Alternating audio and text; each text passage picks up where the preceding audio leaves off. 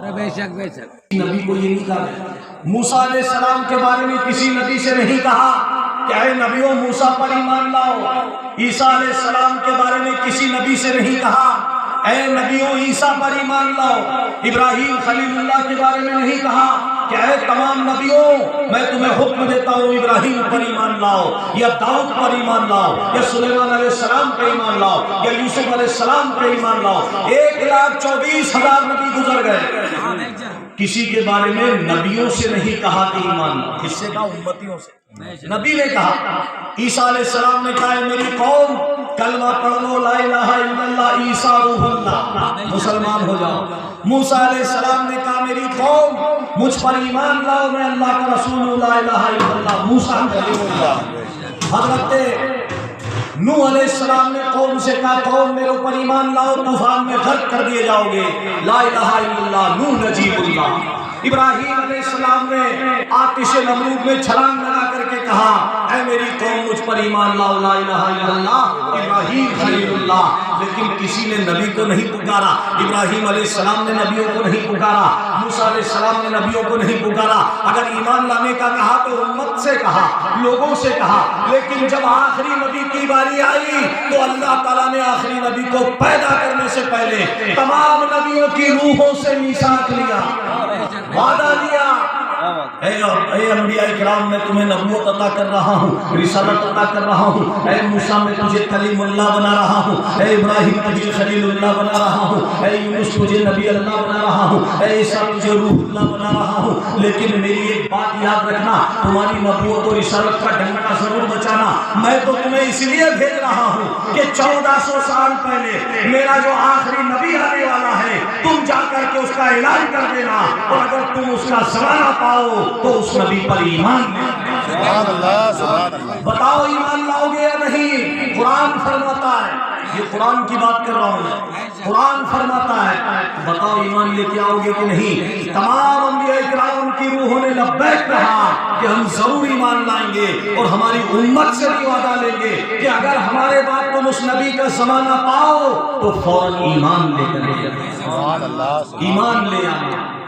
اسی لیے سرکار سے محبت کا اظہار یوں کریں گے ہم محفل میلاد مناتے رہیں گے. منا کر کے ہم یہ بتانا چاہتے ہیں کہ تمام نبیوں سے رشتہ جڑا اور تمام نبیوں نے جب قوم کو بتایا کہ کلمہ ہم کیا پڑھیں تو آدم علیہ السلام نے بتایا میری قوم تم پڑھنا لا الہ الا اللہ. آدم صفی اللہ. ابراہیم خلیل اللہ کی قوم نے کہا کہ ہم کلمہ کیا پڑھیں گے. ابراہیم نے کہا لا الہ الا اللہ. ابراہیم خلیل اللہ. موسیٰ کی امت نے کہا کہ کلمہ کیا ہے لا الہ الا اللہ. موسیٰ کلیم اللہ.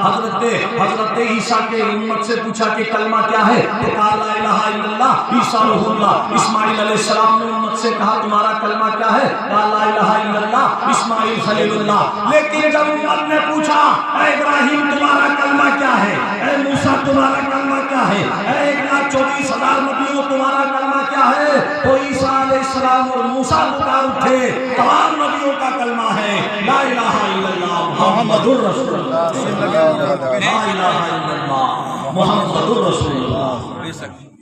اقبال فرماتے ہیں خودی کا سر نہاں لا الہ الا اللہ. چمن قدا ہے جہاں لا الہ الا اللہ. اور اگرچہ بت ہیں جماعت کی آستینوں میں مجھے ہے حکم ازاں لا الہ الا اللہ. تمام نبیوں سے عہد لیا گیا وچن دیا گیا کہ جب آخری نبی کا زمانہ پاؤ تو اس پر ایمان لے کر کے آؤ. اور یہ وعدہ تمام تو یہ رشتہ جڑنے کی خوشی میں یہ لائٹ ڈیکوریشن کیا جاتا ہے نبی کا ذکر کیا جاتا ہے گلیوں محلوں کو سجایا جاتا ہے جھنڈیوں کو لگایا جاتا ہے. جو یہ سجاتا ہے وہ عشق کی دلیل ہے اور جو بس سجاوٹ پر ہی ختم ہو جاتا ہے وہ بے ایمانی کی دلیل. اس سجاوٹ کے بعد ولادت رسول کا مقصد کیا ہے؟ وہ مقصد ہے سیرت رسول. کہہ دو سبحان اللہ. اور سیرت رسول پر آنے سے پہلے نعت نبی کے چند شعر میں آپ کے سامنے پیش کرنے کی سعادت حاصل کروں. بلند آواز سے درود پاک پڑھیں اللہ.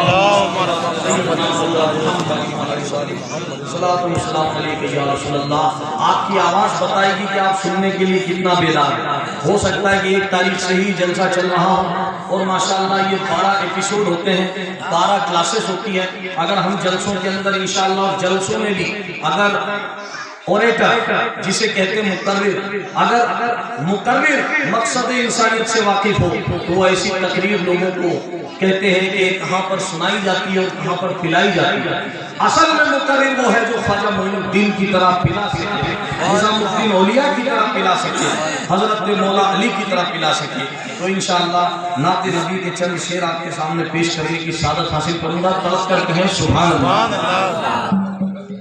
ہم تو تنہائی میں بھی محو سخن رہتے ہیں، ہم تو تنہائی میں بھی محو سخن رہتے ہیں. محو سخن مطلب بات چیت میں لگے ہوئے، گفتگو میں لگے ہوئے.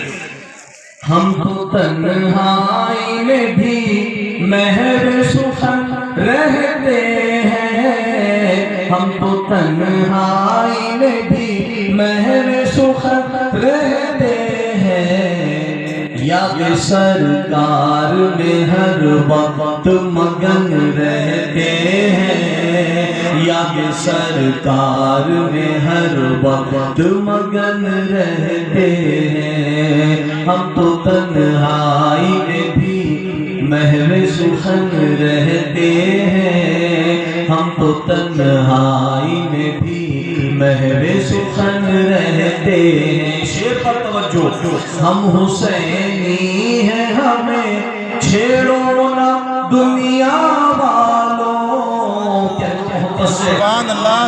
ہم حسینی ہیں ہمیں چھیڑو نہ دنیا والوں. کیوں؟ سر سے باندھے ہوئے ہر وقت کفن رہتے ہیں، سر سے باندھے ہوئے ہر وقت کفن رہتے ہیں، سر سے باندھے ہوئے ہر وقت کفن رہتے ہیں. ہم تو تنہائی میں بھی محو سخن رہتے ہیں. اور یہ شعر بس اسی واسطے جنت کی طلب ہے مجھ کو،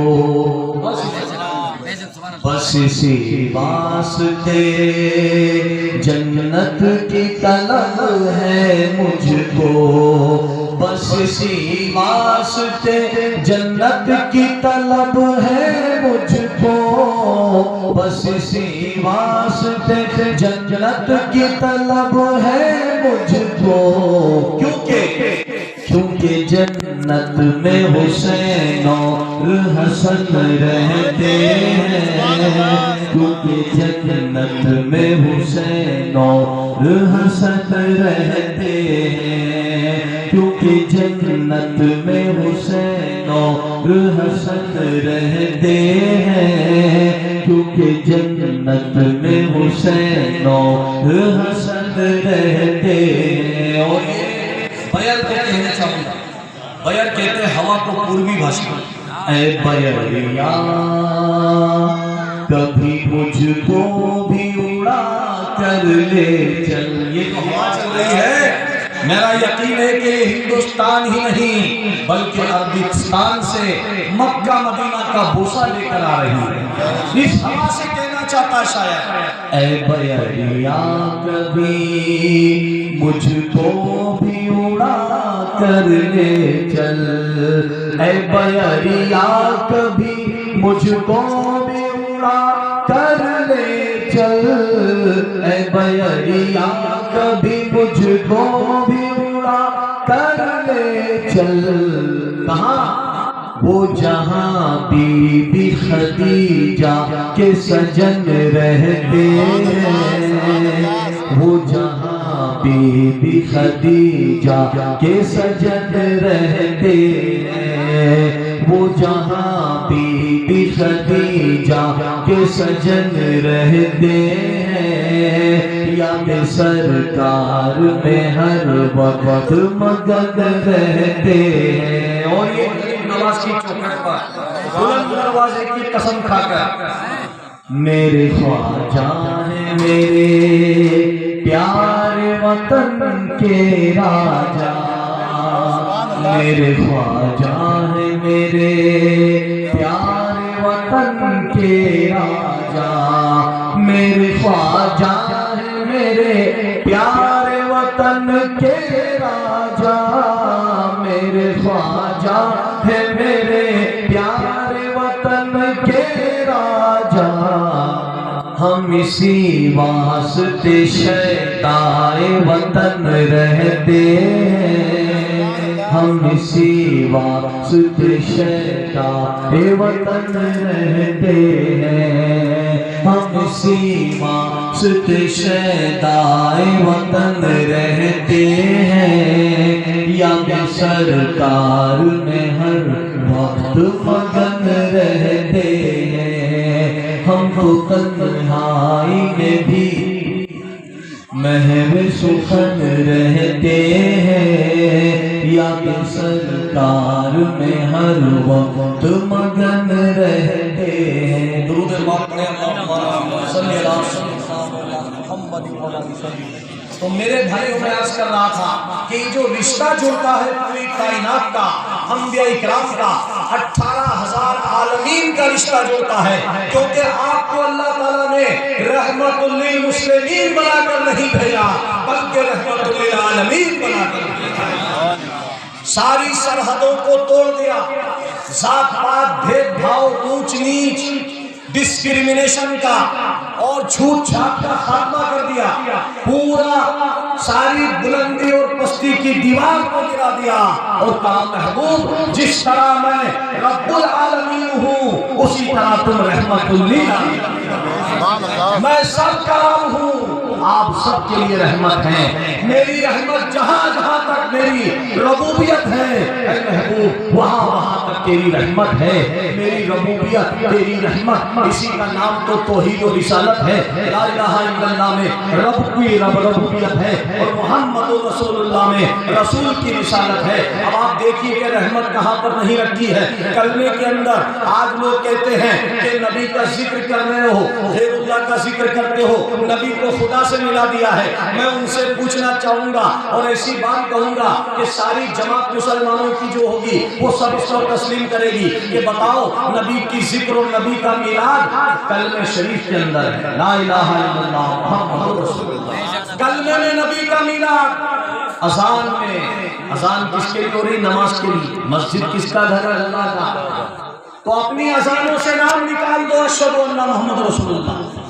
ہر جماعت کی مسجد میں اذان ہو رہی ہے، بورا کمیونٹی ہو، دیوبندی ہو، وہابی ہو، اس اذان میں اشہد ان لا الہ الا اللہ کے بعد اشہد ان محمد رسول اللہ کہہ کر میلاد پڑھی جا رہی ہے۔ دو سبحان اللہ، یہ اذان میں نبی کی میلاد ہے، کلمے میں نبی کی میلاد ہے۔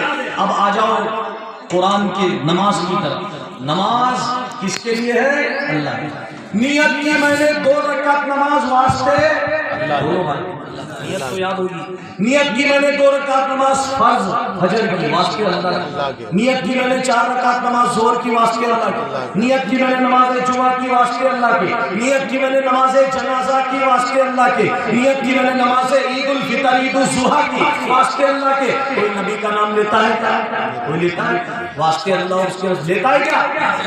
سنی ہو یا کوئی بندی ہو کوئی نہیں لیتا ہے، وہابی بھی نہیں لیتا، سب کہتے ہیں نماز واسطے اللہ کے، سجدہ واسطے اللہ کے، رکوع واسطے اللہ کے، قیام واسطے اللہ کے، لیکن اللہ فرما رہا ہے بندے اے سنی وہابی دیوبندی جو اپنے آپ کو مسلمان کہتے ہو، سنو تم نے جب نماز شروع کی تھی تو میرے نبی کا نام نہ لیا، لیکن اب قاعدے میں بیٹھ جاؤ اور نماز کے اندر میرے نبی پر درود و سلام پڑھو، میرے نبی کا ذکر خیر کرو، میرے نبی کی میلاد پڑھو۔ اگر تم نماز میں بھی نبی کا نام نہ لو گے تو میں تمہاری نماز قبول نہیں کروں۔